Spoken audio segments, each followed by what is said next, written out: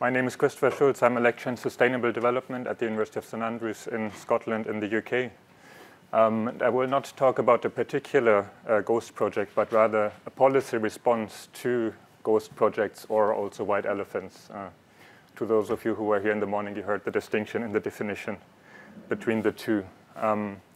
So this project or this presentation emerges out of a project I did before joining St Andrews last year. So that was at the Department of Geography in Cambridge, where I was working with Bill Adams on the history of large dams globally, with a specific focus on the work of the World Commission on Dams, which was active around 20 years ago, trying to understand what was dam policy like at the time, why was this commission established, and have we learned anything? Because I think we see a lot of similar patterns with the problems with large dams, how people respond to them in Africa, but also in other parts of the world. And any of you who are working with large dams, you will have probably seen this map published now 8 years ago, showing in blue where dams are currently being built, or at the time 2015. So China is building a lot of dams, but we also see in red planned dams, so lots of them in South America, but clearly Africa is also a continent with a lot of plans for dams, maybe a lot of ghost projects, maybe they will actually materialize eventually, but certainly Africa is one of the important places for large dam constructions today. So in the talk, I will cover three main aspects. So first, why was this commission established? So was a little bit of the prehistory, and I think it links nicely to the case study we just heard. Then I will explain what were actually the objectives and the work of this World Commission on Dams. And to conclude, I will talk about what was the impact of this commission now that we are 20 years after it. What have we actually learned from this initiative? And I want to keep this quite brief to those of you who are working with large dams. None of this will be new, but not everyone here is studying these projects. So large dams are very popular for many benefits, like hydropower, irrigation, and so on. It's quite easily visible why they would be attractive to governments in many countries, but also large dams are often seen as these symbols of progress, development, often linked to nationalism. So you can see the strength of a nation through the building of these very big infrastructures. A good prominent example is the Akosombo Dam in Ghana. So like many projects planned in the colonial time, but actually completed in the independent country of Ghana. So the president at the time called this Akosombo Dam a place of pilgrimage, place to go and wonder about the achievements of the new country of Ghana. And just to show the scale, so this is the reservoir that was formed because of the Akosombo Dam. It's more than half the length of the country of Ghana, visible from space. So clearly huge impacts from these infrastructures. And so here are a few books from the 1960s where people became to gain awareness of the ecological impacts that these new infrastructures had. So today this seems obvious to us that large dams have ecological impacts on fish, on ecosystems, but at the time that was new knowledge. For example, here's an edited collection published out of the University of Accra in Ghana from the 1960s. And these books have similar messages, the very first ecological studies on the impacts of dams. Likewise, there was a beginning to be awareness that dams have social impacts beyond just resettling people. So one person who did a lot of research on this was Ted Scudder. He started in the 1950s. He is an anthropologist, and he has worked over 70 years always studying impacts of large dams, nicely summarized in this 2005 book, Future of Large Dams. And one message that he had was dams have an impact from the moment someone proposes them, not from the moment when the planning begins, because people start changing their behavior. Again, we've heard a few examples of this in the session in the morning. So in terms of the scale, in the year 2000, an estimate was made that 40 to 80 million people were displaced by dams, so that's huge numbers. Also, more than half of the world's rivers were affected by dams in the year 2000 already. In the year 2005, this map was created showing in red heavily impacted river systems, in yellow medium impacts, and I'm sure, again, those numbers will have probably gone up with higher percentages of rivers impacted by large dams. Another impact of dams that was not initially taken into account, that people had overlooked, were the downstream impacts of dams. Because upstream, it's very obvious, you create a reservoir, it floods land, you have to move people. But dams also have impacts downstream, often maybe 100 kilometers away, so they were not really taken into account in planning processes. So river fisheries might be one downstream impact, where migratory fish can no longer reproduce. So fishermen in the whole river system will be impacted by that. Then floodplain agriculture, cattle grazing that rely on the flood patterns, like a yearly flood pattern or multi-year flood pattern, will be very impacted because suddenly the water comes and goes as the dam owner decides. So that's a huge ecological impact with implications for livelihoods. And this paper, again, it's several hundred million people around the world were affected by these downstream impacts of dams. A book with a specific focus on these impacts in Africa was written by Bill Adams in the 1990s. Again, maybe some of you have seen it, called Wasting the Rain. Describes it quite in nice detail. And then finally, there's also a lot of cultural impacts, quite visible sometimes, where you had to move these historical sites in Egypt. They had to be moved to a new place when dams were built on the River Nile. But there's also intangible heritage that might be affected if certain sacred spaces are no longer available, they are being flooded, and so on. And so one book that was published in the 1990s by an activist, Patrick McCulley, is called Silenced Rivers. It summarized a lot of these very negative impacts from large dams, not just in Africa, also in Asia, in Latin America. And so the 1990s were really a time where there were a lot of conflicts around large dams between opponents and supporters, and the conflicts were so intense that a lot of projects were delayed. They were also becoming very costly for the dam builders because there were just so many campaigns and so much attention, negative attention to their projects. And so in 1997, the World Bank and IUCN got together to organize a workshop on large dams where they said, well, we have to do something about all these campaigns. We have to find a better way to move out of these conflicts. So they invited a lot of people from different countries around the world. There were several Africans involved as well. So Kalitsi from the Volta River Authority in Ghana, so he was in charge of managing that Akosombo Dam, the authority that manages that electricity.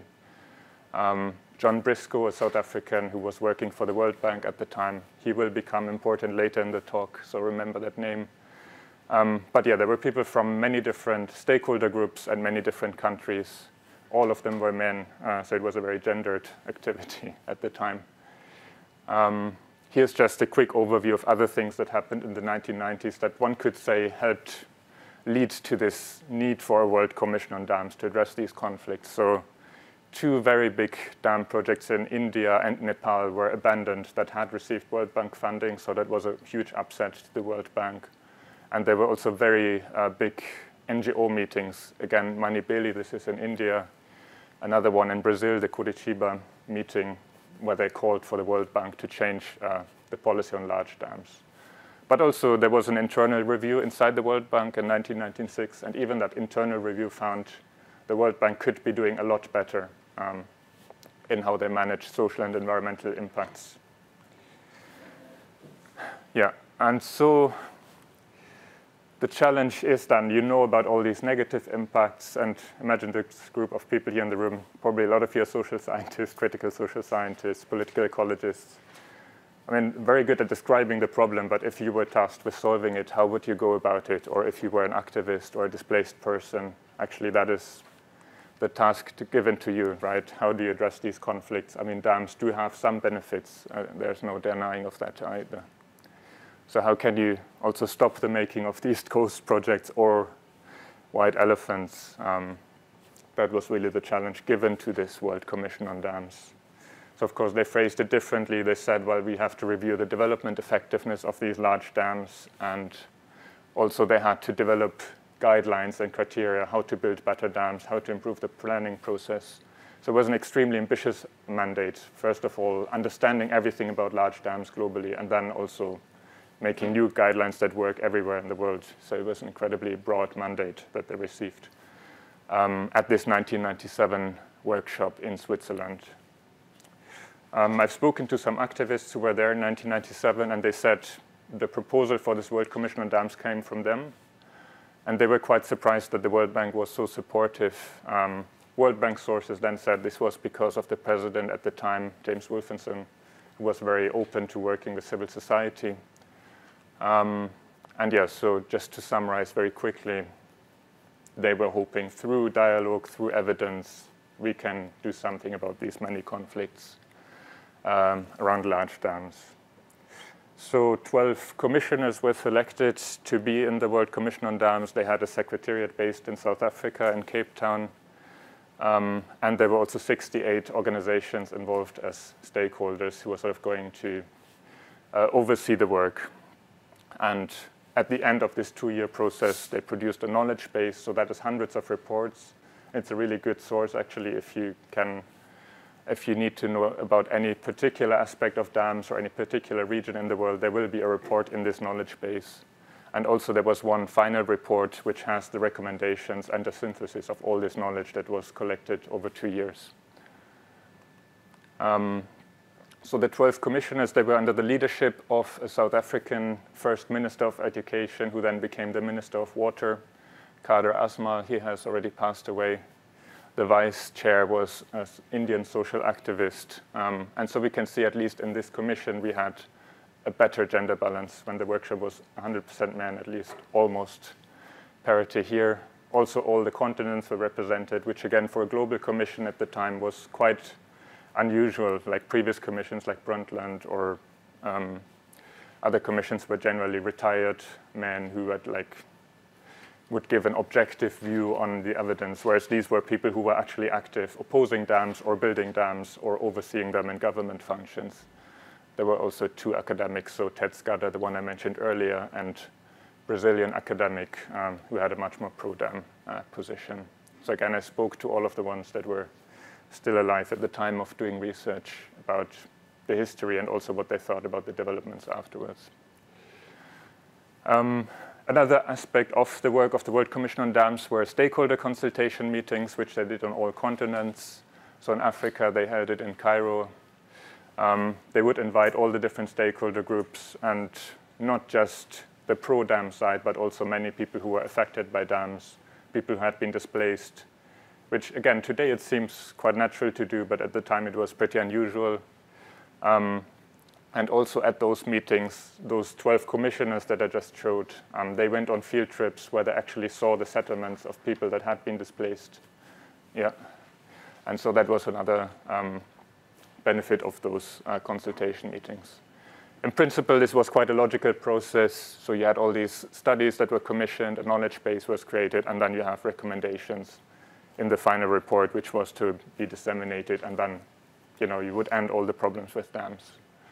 Of course, I don't want to summarize this entire report. I just want to give you some key messages from it.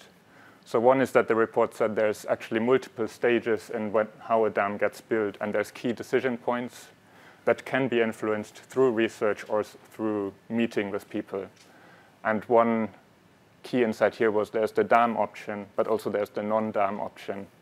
And you have to think, what is actually my development objective? And if it can be met through a non-dam option, as they call it, why not go with the non-dam option rather than building this expensive large dam? They also had 7 very high-level strategic priorities. I don't want to go into detail, but they addressed a lot of the social and environmental impacts of large dams that I mentioned in the first part. And in general, I mean, this was a mix of policy goals, a mix of methods. It was quite a holistic report that really tried to cover any aspect that you can think of on large dams. A common theme was that you have to avoid or reduce these negative impacts wherever possible. Again, quite logical. You have to start planning early on, think about alternatives very early on. And what they called, in terms of the conceptual framework, they called it the rights and risks approach, which very interestingly, multiple people that I interviewed said it was their idea, and I don't know who actually had the idea. I think most likely hypothesis the chair, because he was a lawyer as well. So talking about rights of people who were affected or risks of people who might be at risk from a large dam. All of these people should be involved in the planning. That is what the Commission recommended, including giving this free, prior, and informed consent to indigenous peoples who would be affected. Again, quite unusual at the time, nowadays a lot more accepted. And so the idea was all the people who lose out from these large projects should become beneficiaries of them, linking also to the question we just heard on the previous presentation. And so this report was launched in a very high-profile event in London. Nelson Mandela was there. The global press was there. The chair, Kader Asmal, he said, well, this is a wedding of the opponents and the supporters of dams, and it's a wake because the Commission dissolved itself, so it didn't continue to exist, which again is an unusual thing. A lot of commissions, they go on for a very long time. And he said, well, what happens next is up to you. So there was this anticipation. This report will really change how dams are being built. There was a lot of hope and expectation that this would make a difference. And so in the third part, I just want to very briefly touch upon some of the things that happened after the launch of this final report. And so one obvious thing you would expect, well, how did industry react? Because industry would need to implement these very progressive standards of turning losers into beneficiaries, of reducing all the negative impacts. And so immediately after the launch, 3 industry associations, so irrigation, International Commission on Large Dams, Hydropower Association, they published a joint letter, the first and only time they did that, to say we reject all the guidelines. We agree that they are too negative. You have overlooked the benefits of large dams, and what you propose is not realistic, will mean we cannot build any more large dams if you always involve the people who are affected and so on. Again, the World Bank was a key target of that report because they had funded part of the process. So the hope of the Commission was the World Bank will change their policies. But the World Bank had a mixed reaction. They said, well, we think this is a good initiative. We support it in principle, but we will also not adopt the guidelines. And so that is, of course, a bit surprising, thinking they have funded this process. Why did they not support the outcome of the process? And so, of course, that is something I asked in interviews to people who were involved in the World Commission on Dams. And one person put it like this. They said, well, there were key people inside the World Bank who thought this was not in our interest. But really, they're all talking about this one person, John Briscoe, so the senior water advisor, who had been there at the workshop in 1997. And I think the reason why the World Commission on Dams was hosted in South Africa is because he was very influential in the World Bank. He thought, well, this would be a good country to have this commission. But he was very much in favor of large dams. He thought after 2 years there will be a report saying, well, there's some minor problems, but we can solve them and more dams will be built. And to his surprise, the report was very critical of large dams. And so he felt almost personally offended. He went to the Chinese government, the Indian government, Ethiopian government, and said, well, there's this report, but please ignore it. Say that you don't agree with it. And I've interviewed a lot of people, and that was a consistent message I got from others. So this one put it much less politely. So he said, well, John Briscoe misrepresented our work. He distorted what we said. He misled people about it. And so for me, that was, again, really surprising. I quite naively thought the World Bank is a big organization. One individual person will not be so influential, but this was a very consistent pattern over many interviews where they said, well, the senior water advisor didn't like it, so the World Bank ended up not supporting it. And thinking about the more recent past, so maybe the last 5 years, there's some mixed response from industry. So this association that initially opposed it completely, they developed a sustainability assessment protocol where they take up some of the recommendations, some tools to translate them into practice. Of course, this is an industry initiative, so you have to be critical of it. But at least there is some awareness that even industry cannot ignore the negative impacts of large dams. The second aspect I wanted to focus on in terms of impacts and legacies, so there were a lot of personal impacts of this initiative. So this was the engineer on the commission, had spent 50 years building large dams all around the world. And someone said about him when for the first time he visited displaced people, he actually came back crying. He had never understood that large dams don't help people. He had always thought they help people. And so one reason why this commission was so critical, because the industry representatives generally learned through the process, through that personal exposure to displaced people. Others have said he was not very experienced with politics, so he should have been more careful in what he signed off. He was actually disowned by his own association afterwards in supporting this report. But again, it was quite interesting finding from the research how pro-dam people really changed their mind through this experience of visiting displaced people and learning about all the negative impacts. Another impact is that I think these multi-stakeholder dialogue processes, they became legitimized through World Commission on Dams, of course, a lot of other initiatives as well. At the time, people emphasized very much, well, we have all the evidence shows large dams are problematic. But really, when they talk about evidence, they're not talking about numbers. So it was not a very quantitative scientific approach of collecting evidence. It was an approach of collecting evidence through testimonies, through speaking to people. The evidence is irrefutable, ground-truthed. But so engaging the stakeholders became much, much more common today.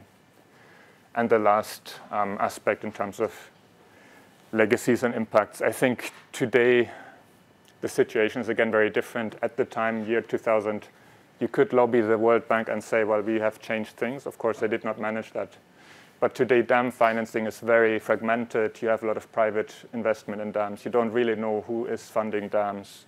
There's new countries that got involved, China, India, who built a lot inside their country, a lot in other countries. The Grand Ethiopian Renaissance Dam has a lot of Ethiopian funding and so on. So it's not so simple anymore to have a global commission and make recommendation. Today the picture is a lot more complex. And also I would argue the 1990s were that rare time where everyone was quite hopeful and optimistic. So the Cold War had just ended. War on terrorism hadn't yet started. Apartheid had just ended in South Africa. This was based in South Africa. So there was really this momentum to think, well, we can actually have an impact.